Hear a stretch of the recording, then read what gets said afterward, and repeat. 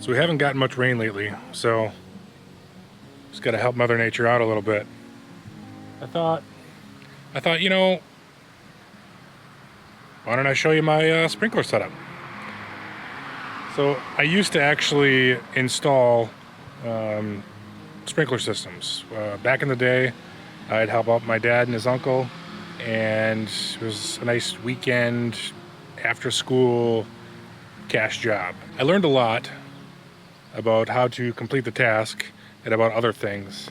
And I have done a few systems for friends and family since then. It's been a little while now. I mean, since I put one in. I hope to someday put in my own little system at our house now. We've only been here for 2 years, so maybe in a couple of years I can work that into the budget. But let's take a look and see what I got set up here. All right, so setup is pretty basic. You know, kind of like some of the other guys you've seen on the YouTubes. So I got the Rainbird 5000. I'm more familiar with the Rainbird sprinklers. I do have some experience with the MP rotators or MP rotors, but the Rainbird gear-driven sprinklers are what I have the most experience with. So what I have here is basically the Rainbird 5000 gear-driven rotor, and then I have a metal sprinkler spike. I can get them off Amazon. I can put a link in the description below if you're interested. And then I just, you know, hook it up with the hoses. I can run at least 2 sprinklers with my water pressure. I think I could probably even run a 3rd.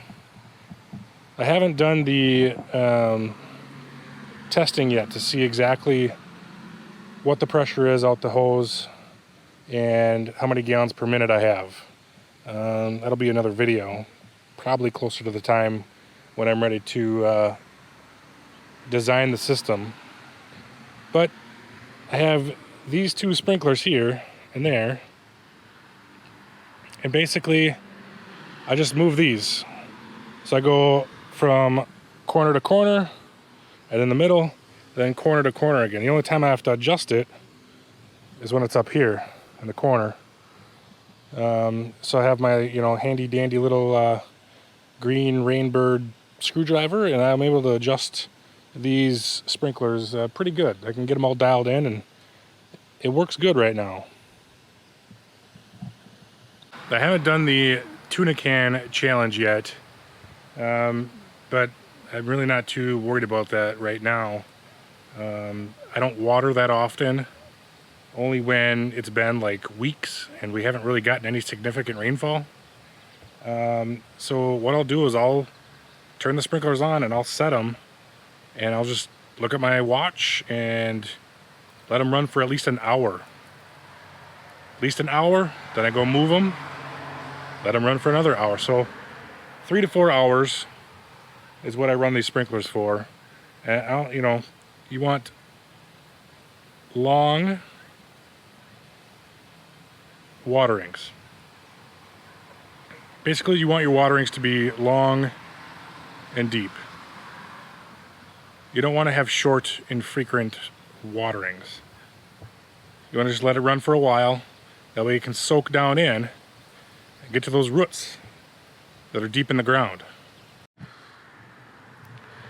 can tell that the spot here is starting to look okay again.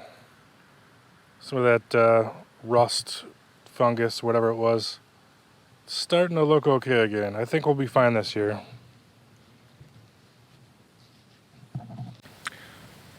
You know, tried to make a belt out of watches once. Just a waste of time. Hashtag dad jokes. I don't really worry about watering the ditch too much.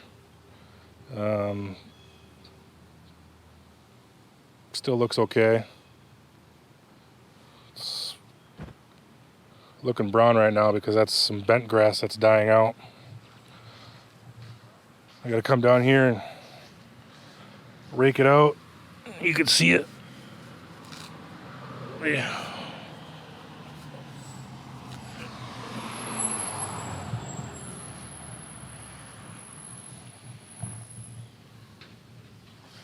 Uh-oh, UPS guy. What's he bringing me today?